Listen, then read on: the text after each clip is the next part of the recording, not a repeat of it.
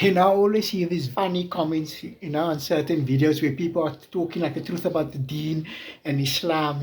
And it's very funny when they say, don't judge. You don't call it other people's sins. You're people who, yes, astaghfirullah, you've committed a mistake and you prostrate and you learn and you